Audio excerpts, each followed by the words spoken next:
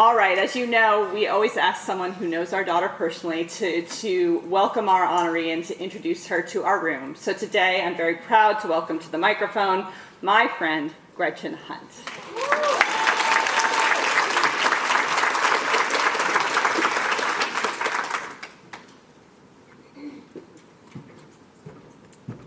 Thank you, Erin and Devon. And this space always feels like sacred space. No matter what your beliefs are, this is sacred space. And especially, I believe when women are gathered, it's very sacred space. So this is an honor. And what an honor to introduce a dear friend and colleague. Marissa, you can read her bio. I would encourage you to do it because the legacy that she has left in this state and this nation is profound.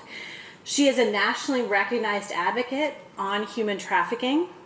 She has really built human trafficking services here in the state of Kentucky. And I've done a few things in my work over the years, but probably one of my greatest achievements in my work is being on the team that hired Marissa Castellanos at Catholic Charities years ago. And I'm not joking about that. She launched the first conference on labor trafficking in the nation. The reason why that's important is a lot of attention in the trafficking field, anti-trafficking field, has been on sex trafficking, much less so on labor trafficking, because it's a lot more uncomfortable to think about who produces our coffee and our cocoa beans and the rugs that we stand upon. It's a little more uncomfortable, so she went to those uncomfortable spaces. She created guiding principles for agencies serving survivors of trafficking, work that has been multiplied and is guiding places like other states and the Office for Victims of Crime. She connects Kentucky with national and international best practice work. So that's all her work, right? That's the work that she does.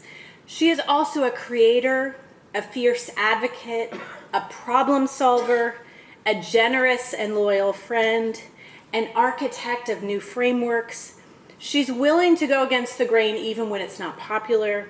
She is thorough, the hardest working person I know, and still finds time to read thousands of books and be a brilliant parent to Christian, Isabel, and Maya, and a partner to Reuben. And thank you for sharing your mom and your wife with us. And an amazing daughter to her mother. But it is not just what she has done, but it's how she has done it. For Marissa, it's never about saving people or getting credit, but it's about getting the work done, doing the unglamorous daily acts to make a better world possible. It's about doing the work in a very, very intentional way.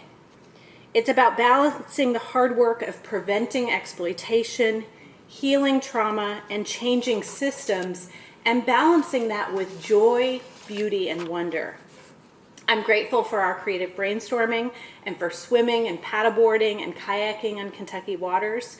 You have personally kept me whole at dark places and tough times in my own life and career and helped shape all of the work that I do.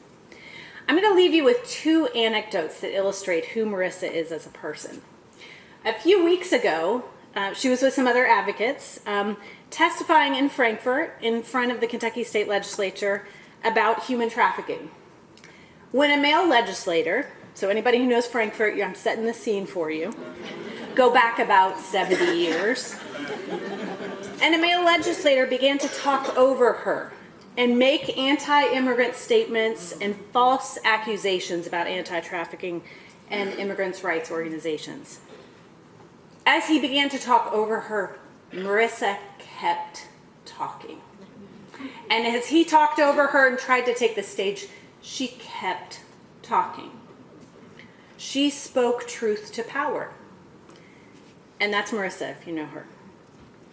Years ago, when one of her clients had a very complex immigration case, a very complex custody case, a lot of immigrants, while they're seeking their trafficking protections, it takes years to get their visas if they're eligible for them. And often they've come to the United States for a better life, leaving family and children back in their home country. Imagine that. And this person had a very complex case, had gotten custody of her children, but she couldn't go back home to execute that custody order. And I'm an attorney by practice, by training. The attorney had done all the work. everything had been done, a lot of people would have stopped there. But Marissa didn't. She took that custody order, she figured it out, she went to that country, and she brought those children back.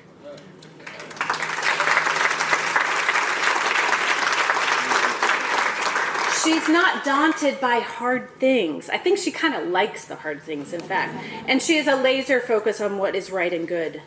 She lives out what Muhammad Ali meant when he said, "Impossible is just a word thrown around by small men who find it easier to live in a world they've been given than to explore the power they have to change it. Impossible is not a fact. It's an opinion. Impossible is potential. Impossible is temporary. Impossible is nothing." Thank you, Marissa, for showing us that a new world is possible and for devoting so much of your life and heart to build it. Please join me in giving some love and respect and praise to this beautiful woman, Marissa Castellanos.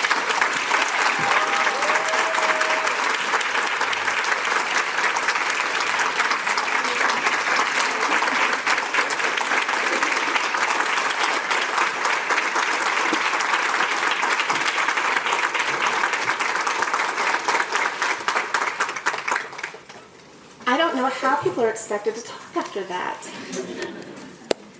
Gretchen, thank you so much. I do want to say, I feel like you teed me up. We didn't compare notes, I promise. But it was like a great introduction to some things I want to talk about today. But first of all, it is such an honor to be here in this room and be part of this amazing group of women recognized by the Muhammad Ali Center as Daughters of Greatness. It is such an honor, and I'm so, so grateful to be here, and it's such a kind space to be in. So thank you all for being here and welcoming here today. Several years ago, I was giving a presentation here in Louisville, and I invited my grandparents, Chuck and Joyce Smith, to come hear the presentation. They had never gone to one of my work events or heard me speak, and so after the presentation, which was maybe an hour long or so, I went up to my grandparents and I said, "What did you think?" And what I meant was, what do you think of the information, the content that I shared? And Grandpa, with a very serious face, looked at me and said, "Well, I should have known you'd get a job where you get paid to talk all day." Grandpa. I do wish that both of them and my granny could be here with us today. This feels for me like a full circle moment to be here at the Ali Center for this Daughters of Greatness event, because actually back in 2008, when Kentucky's first federally funded anti-trafficking initiative was launched, we had our inaugural press conference here at the Ali Center. So not quite at the opening, but not far after it, right? Together with stakeholders throughout the community, Catholic Charities of Louisville announced a program that is now known as the Bakita Empowerment Initiative. Darko Mihailovich and Gretchen Hunt were both here with me that day. And I just want to say thank you to both Darko and to Gretchen for all of the work that you have done, the mentors and friends you've been to me, and the strong and good foundation you have made doing anti-trafficking work in this state from way before I was here. And also, now that I have made it through that very arduous and long interview that you both put me through before you hired me, I know that anything is possible. Another story for another day. Muhammad Ali always remembered where he came from, and he had a deep appreciation for his friends and his family and for Louisville. He was also known to often say out loud in his superstar megaphone truths that were not popular because he knew that they needed to be said. He was a world-renowned boxer who believed in peace. He didn't waste time as he turned difficult circumstances into opportunities to push forward for social change and justice. He was a champion many times over on the world's largest stages, and he also appreciated the wonder of magic tricks right? And he used them often to make people laugh because he loved connecting with people and recognizing our common humanity. I'm so grateful to be here in this space, honoring the legacy of Muhammad Ali and doing what I can to support the vision of his work. And it's in that same spirit that I share with you today just a few pieces of my life and my work.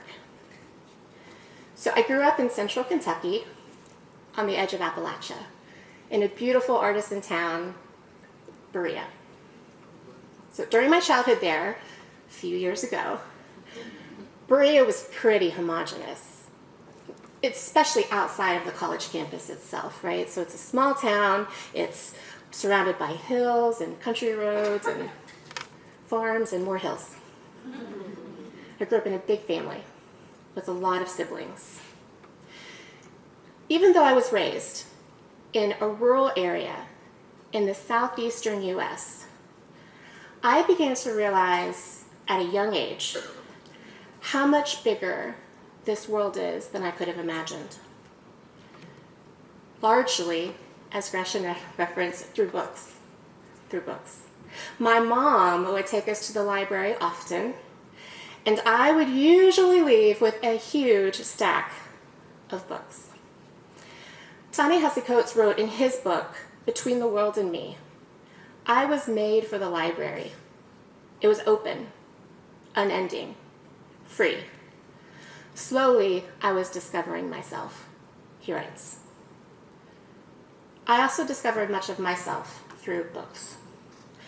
I would be told dinner was ready, and I would often respond with, just a minute, which translates into another 2 minutes or 5 minutes or 10 minutes as I wanted to finish that page or that chapter or the whole book, really. I would stay up way too late reading books that I just didn't want to put down. My parents are both avid readers, and they always encouraged me to read. And the world expanded for me with each book that I read. The stories I read, both real and imagined, taught me about what life might look like in someone else's shoes, right? In their world, which was often so different from mine, and yet we often had a lot of the same thoughts, and we had a lot of the same feelings. I began to understand how little I know, and I would crave to know more and more. Also, again, in the words of Ta-Nehisi Coates, he writes, I didn't always have things, but I had people. I always had people, he writes. I always had people too. Teachers such as Miss Elder, Miss Webb, Miss Cummins, the librarian, Miss Phillips, and so many more who invested in me. Adults who mentored me as a child, Joyce Hubbard, Miss Martha, Jackie King, Doc Schaefer, Charles Bertrand. Friends and family both taught and loved me. My life is the culmination of the investments of so many people. During my childhood in particular, my community. Early in college, I enrolled in Spanish 101. So a few years later. I knew I wanted to learn Spanish. I remember going to my first Spanish class, having not taken any Spanish in high school, took Latin, all I remember is et tu, Brute.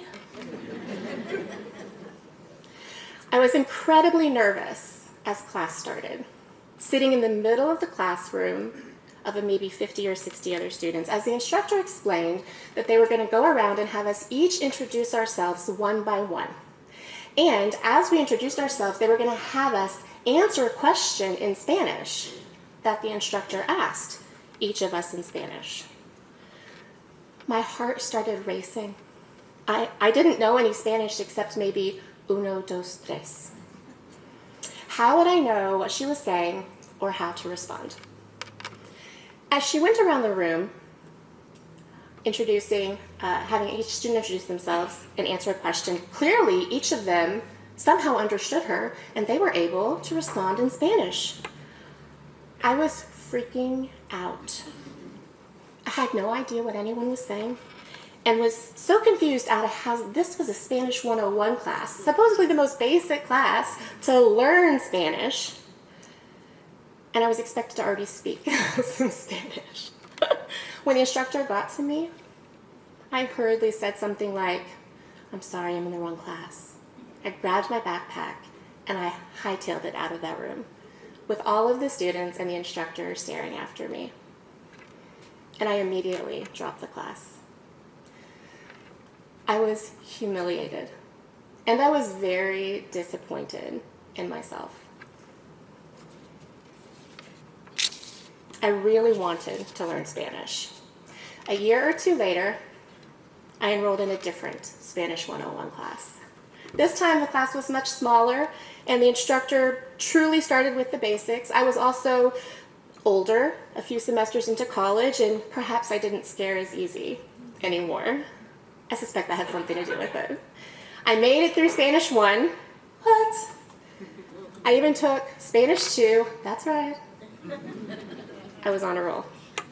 Right. I worked for several years in college as a server at a local restaurant. Several years. Soon after I started my job there, I noticed that the managers, the servers, and the hosts pretty much all spoke English, while most of the kitchen staff, the bussers, and the dishwashers all spoke Spanish. And for the most part, the English speakers did not really attempt to talk with the Spanish speakers, unless it was to practice saying bad words in Spanish or maybe make some crude jokes. I noticed that the Spanish speakers would sometimes try to speak with the English speakers, but were typically met with silence or maybe a look of disgust, particularly by the female servers. I didn't like what I was observing. Overt racism and classism at the least. And I didn't want to reinforce or be any part of that. I wanted to be different and build a bridge instead. So I took a deep breath, tried to remember what I had learned in Spanish 101 and 102, beginning with no entiendo, which became key to my conversations, and I began saying hello to my colleagues who spoke Spanish. It was slow going. I made a lot of mistakes. But the more I practiced, the better I got. It was hands-on Spanish 3 and Spanish 4 classes, basically a Spanish lab. Right? I humiliated myself more times than I would like to remember. Oh boy, did I. But I learned, and I became somewhat proficient at Spanish, and my community continued to expand. My world kept getting bigger. Two roads in my life converged for me when I had the opportunity to go to Morelia, Michoacan, Mexico, one summer as part of my master's program at the University of Kentucky College of Social Work.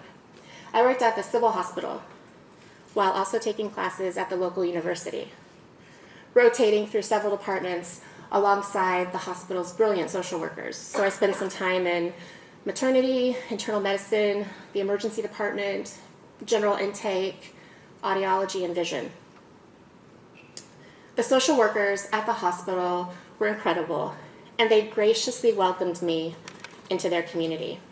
I had met my husband, Ruben, a few months prior, and was on the phone with him constantly during my time in Michoacan.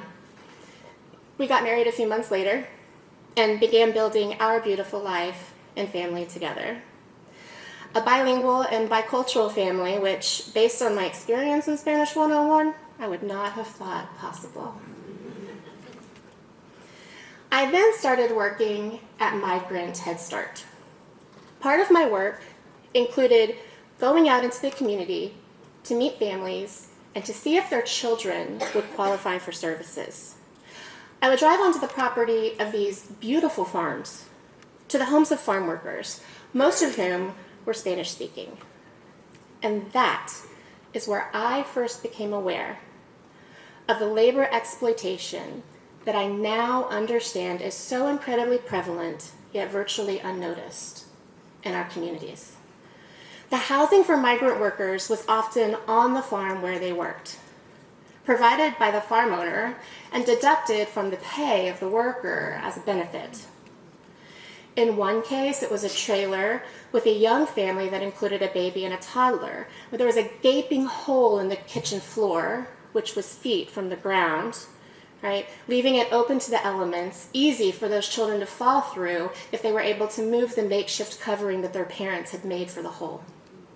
Another family who had a child with severe disabilities was living in a barn, provided by their employer to be their home. After that, when I began working at a community center in a predominantly Latinx community, I heard many experiences of wage theft, of people who worked painting houses or in roofing or construction, and after working 2 weeks, a month, or 2 months, they were never paid by their employer. When they would call or stop by the office regarding their past due pay, it would be locked up, no one would be there, the phone would be disconnected, the money never to be paid. I would hear stories of recent arrivals to the U.S. who were compelled, sometimes forced, to work to pay for travel or smuggling fees, paying a debt with money they would never see, often threatened with physical harm, jail, and deportation. I heard these stories over and over again and became very familiar with the process of calling attorneys who could write letters demanding pay for the workers by their employers.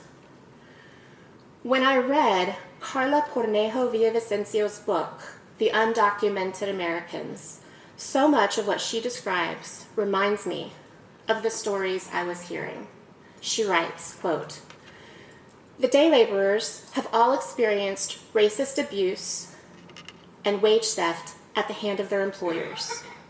They are all owed thousands of dollars by white men who made them work for days, promised payment, and then simply disappeared. Some day laborers are dropped off at remote locations to do work, and then left there without a ride back, unpaid and helpless. Workers absorb exceptional emotional and physical stress every day, and because they're undocumented, they're on their own, with no workplace protections, no regulations, and no collective bargaining." End quote. Poet, author, and activist Ruby Kaur writes in her book, Homebody, "I thought my brown immigrant body should always work harder than everyone else in the room because that's what made me valuable. I heard so many people of color, many immigrants, being told versions of this same message by their employers and their exploiters." At Catholic Charities of Louisville, we developed the first specialized anti-trafficking program in Kentucky, serving survivors of labor and sex trafficking, foreign nationals and U.S. citizens of any gender or any age. The program has always focused on services, but also included outreach, awareness, training, and prevention. We continue to learn over the years the value of robust programming that will not only respond to trafficking through survivor services, but would also prevent trafficking through awareness and policy change. I am so proud, so incredibly proud of the good, hard work we did there for those 15 years that I was there, and that the program and the agency continue that work today. Thank you. They're in the back here at this table. Lisa is in here somewhere. Lisa, the CEO of Catholic Charities, will you raise your hand too? Still doing the work every day. I remember in the early days working there, when it was a staff of one. Remember that, Darko? I was the only staff member in the trafficking program then, and we did so much community organizing and grassroots work. I drove all over the state pretty much every day in my little Scion, which I loved so much. Luckily, it got great gas mileage. And I put almost 300,000 miles on that car in just over 10 years. We helped start several local task forces and coalitions. I provided training and awareness workshops to more than 10,000 professionals and community members. We advocated for state legislative changes that became known as the 2013 Human Trafficking Victims' Rights Act. We built capacity statewide to help ensure survivors of human trafficking in the Commonwealth would have access to high-quality services. In her book, The Bright Hour, Nina Riggs writes, "I never stop being amazed by how simultaneously cruel and beautiful this world can be." This is what I have seen to be true over and over again. I've known so many incredible individuals who've experienced horrific civil and human rights abuses, and the anger, the grief, the sadness, and the trauma that accompanies those realities. And I have also been amazed at their resilience, how they would hold on to hope and believe that a better future was possible for them, that the world still had promise. I've known so many coworkers and community members who've given of themselves in hosts of ways to come alongside and support survivors. It's why I do this work. I want to tip the scales more and more towards beauty. These are just a few of those moments of cruelty and beauty that I have known, and the tipping of the scales more towards the beautiful. Through a call from the National Human Trafficking Hotline, I connected with a young woman who had experienced years of domestic servitude and labor trafficking. She was planning her escape. Our phone calls became a plan that she made for us to meet at the one public place that she was allowed to go by herself each week. We met there a few days later, and then we quickly left together to a safe location where she wouldn't be found by her traffickers, and we continued to plan her next steps. The priority for her was a safe place to stay, which became our focus. A few days later, we were sitting outside on the back porch of the house where she was staying, in the sunshine, and she asked if she could read aloud to me. I listened for more than an hour as she practiced English, reading to me from a children's book. She looked at me thoughtfully and said, "I have lived in the United States for several years, but I had never lived in America. Now I have been welcomed to America. This is America." Cruelty and beauty. I rushed to help load the personal items of a young mother who had survived sex trafficking and her baby into my car as she fled domestic violence. While we knew that the abusive boyfriend was not at home, I had not realized at first that his two friends were asleep in the next room as we were loading everything up. With an adrenaline-pumping fear, together we packed up the car as quickly and quietly as we could. I could hear the blood pumping in my ears, loudly.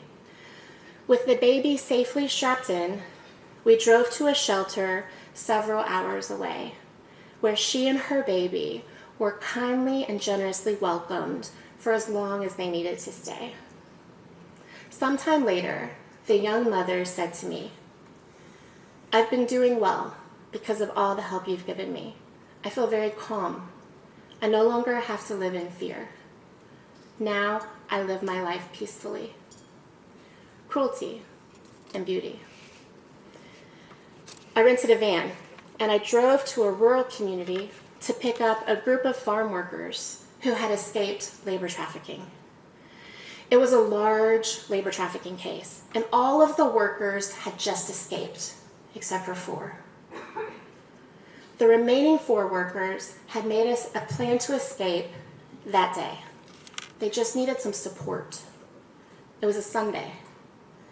After I picked them up, as they literally ran away from their traffickers, we drove together to a different community where they decided to stay for a while. And an attorney I knew answered the phone when I called that Sunday and offered to meet with them right then, that same afternoon, while I went to arrange housing, food, and transportation for the coming days. Just a few weeks ago, I received a message from one of the four that said, "My lawyer called and told me they approved my legal permanent residency. Now I have the card." I am so grateful to have my permanent residence, and I can travel home to visit. I wanted to tell you thank you.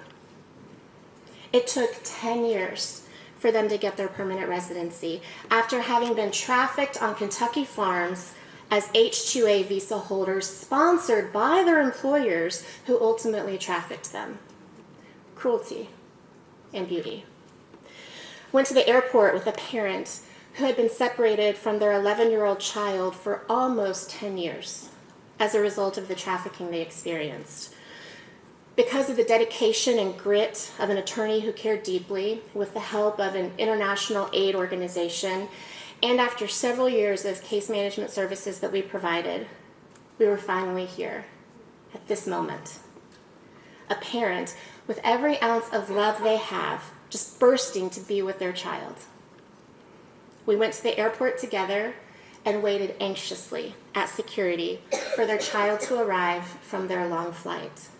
And then just the most beautiful reunion followed. Hugs and tears and joy. 10 years apart. 10 years too many. Cruelty and beauty, just over and over again, but it is a tension that I have learned to hold. Nina is absolutely right. The world is cruel and beautiful. I've seen the impacts of interpersonal violence, abuse, greed, selfishness, and the hunger for power and control. And I have also seen incredible kindness, compassion, courage, strength, love, and hope. I have seen the scales tip so many times in the favor of the beautiful, despite the cruelty, and I am compelled to continue to do this work. I had expected, I'm going to share a little bit extra with you all today. I had expected to get close to trauma and experience vicarious trauma in this work. You know, I studied to be a social worker. I expected that. However, what I did not expect was that it would be community partnerships and the many challenges of those collaborations which would ultimately lead me to therapy. It is true.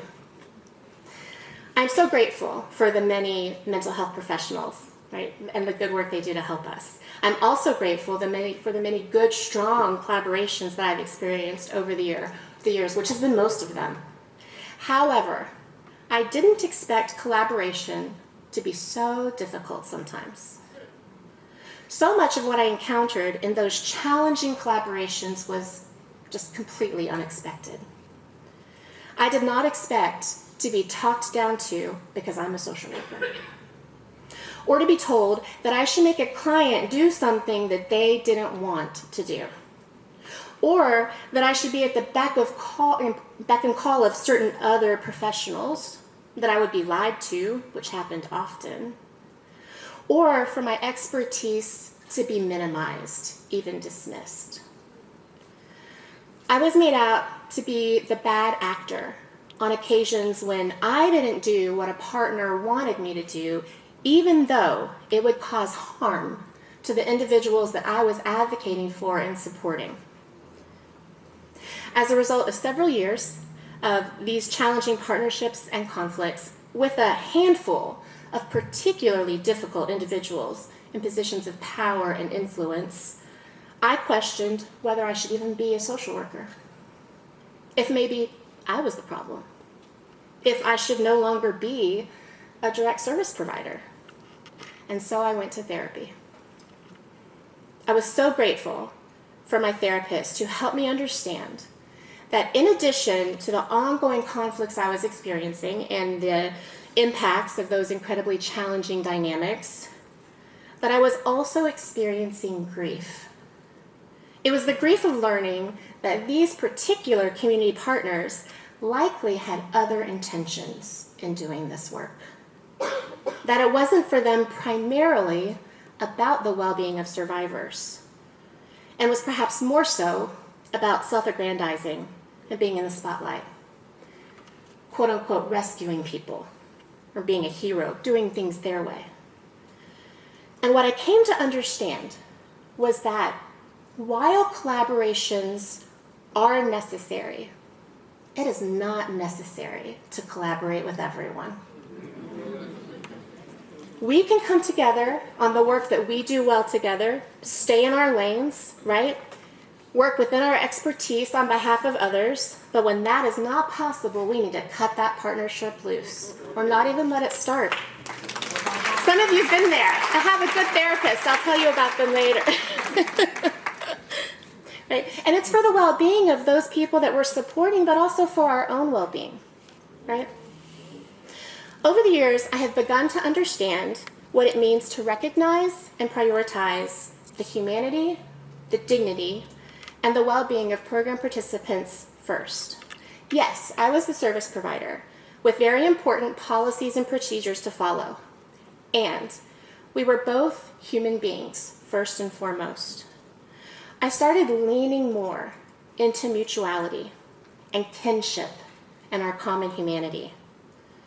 I so appreciate Mother Teresa's words. If we have no peace, it's because we have forgotten that we belong to each other.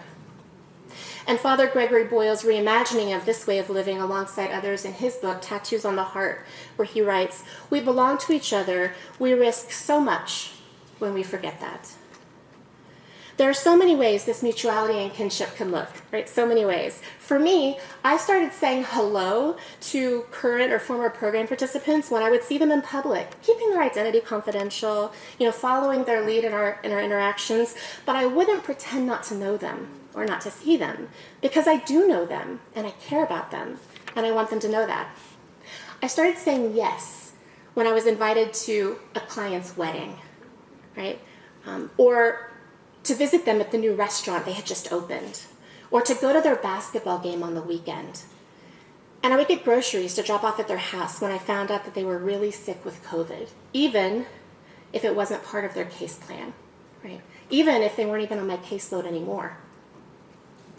I responded to the hotline call that came through while I was on maternity leave to make sure those individuals would have language accessible services when they needed them, even though I was on maternity leave. Because I see them and I care about them and I want them to know that. I've realized that in order to really live in mutuality and kinship with one another, even in these spaces of service provider and program participant, we are both first humans. As Father Gregory Boyle writes, there is no other. There's no them and us. There's only us. There's only us. And we belong to each other. There are so many times that I have been the only one, or among a very few others, who brings up the issue of labor trafficking. We often know about, as Gretchen said, a little bit to some degree, sex trafficking, but we don't usually hear about labor trafficking, even in the anti-trafficking field. It's kind of like in the movie Encanto, we don't talk about Bruno. Right? Same sort of situation. We don't talk about labor trafficking. Right? But why is that? I wonder if it feels too close to us, and that makes it hard in different ways. I wonder if maybe we feel a moral or physical separation from sex trafficking because we're not involved in that. So there's more of an outcry against it. But we don't see the same outcry or even much interest in addressing labor trafficking. I think the hard reality is that labor exploitation and labor trafficking are woven into the seams of our society and our economy. And they have been throughout the history of this country.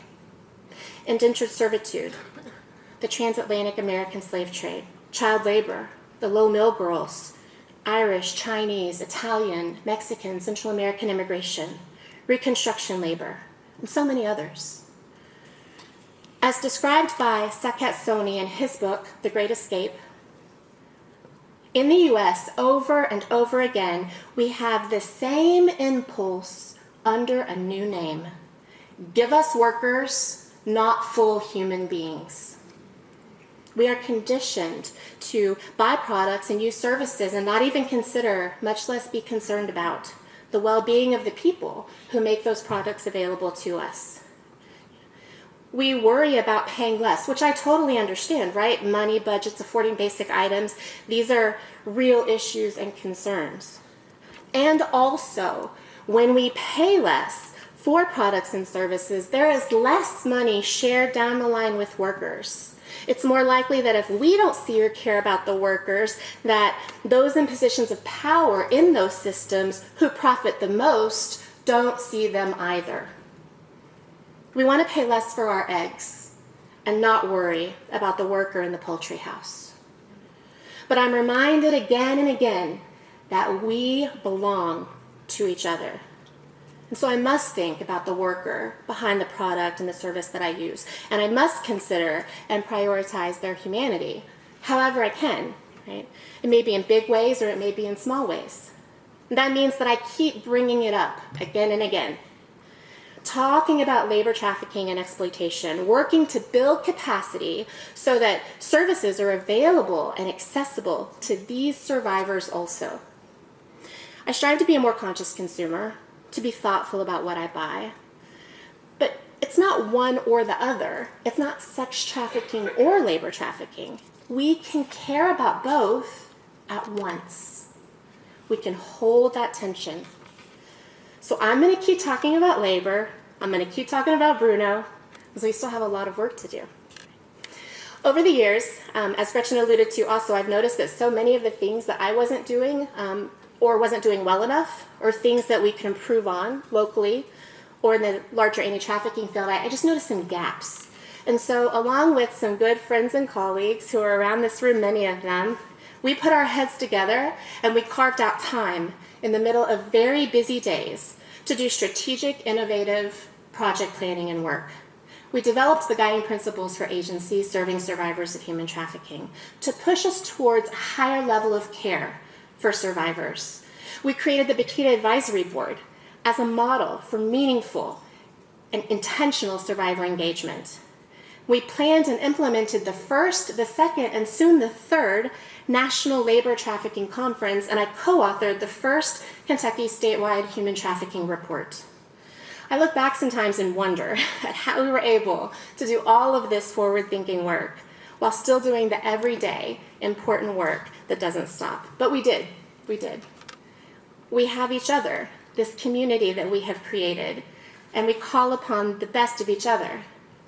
We find all the joy we can in our time together, always hopeful, and frankly, super badass. After almost 15 years at Catholic Charities, I made the incredibly difficult decision to move on and started 2 new journeys. I began working at Love 146. It's an international organization providing survivor care services and prevention education to children and youth who've experienced trafficking victimization. And I founded the Coterie, which is a space to provide training, develop resources, and offer technical assistance on human trafficking and intersecting issues across the country. Both of these transitions felt like really big risks for me, and it was very sad to move on from Bikita and Catholic Charities. It was always in my heart. It can be so hard to move on, to let go, especially when we have invested a lot of time and energy, perhaps even developing a program or creating a whole organization. And yet, it is critical for leaders to pay close attention for opportunities to share power, to invest in the leaders of tomorrow, and to move out of the way when the time is right. And for me, it was time. I continue to learn and grow alongside the amazing community at Love 146, grounded in the core values of defiant hope, intentional thoughtfulness, deliberate collaboration, steady perseverance, relentless advocacy, and unfiltered joy. These values feel so familiar to me personally. You've probably heard me talk about them a lot this morning. And they guide the work being done every day at Love 146 as we journey alongside children and youth impacted by trafficking. At Love 146, we're also doing the hard work of evaluating our programs because we want to know that we're having the greatest possible impact that we can in both survivor care and in prevention education. It's so important that we do the work of knowing our impact so we can pivot as needed to make sure we're having the greatest possible impact. Love 146 is deeply invested in this work, and it's really exciting to be a part of that, alongside such mission-driven, kind, and deeply committed people. The culture at Love 146 prioritizes the care and the dignity of employees, and which speaks even more to the core values that the agency holds closely. A healthy, caring work culture is possible. It takes intentionality, time, resources, and commitment. I'm so glad to be a part of the culture and work at Love 146. The Coterie continues to flourish, and with it I'm challenged and to strategize with friends and colleagues as we work together to prevent and respond to human trafficking in our communities. I'm grateful and honored to be a part of this work that we're doing together. I want to say a very special thank you to my husband, Ruben, and to our children, Christian, Isabel, and Maya. Over the years, you all have been impacted by my chaotic schedule and so many last-minute changes in our days, often because of the unpredictability of my work.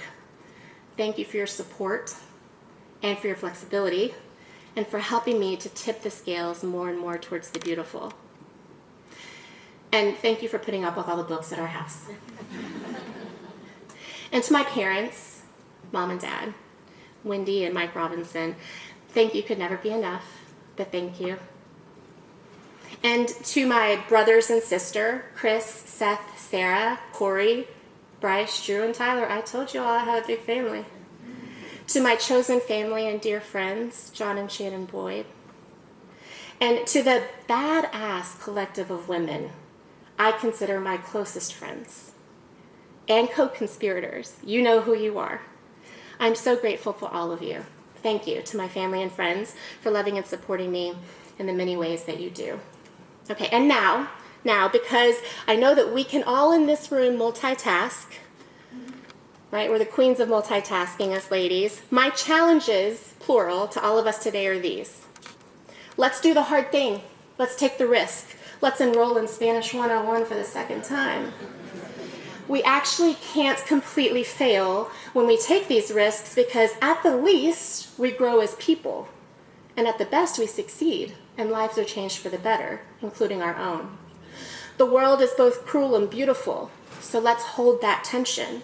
And let's keep tipping the scales more and more towards the beautiful. And please, please, please, let's talk about Bruno.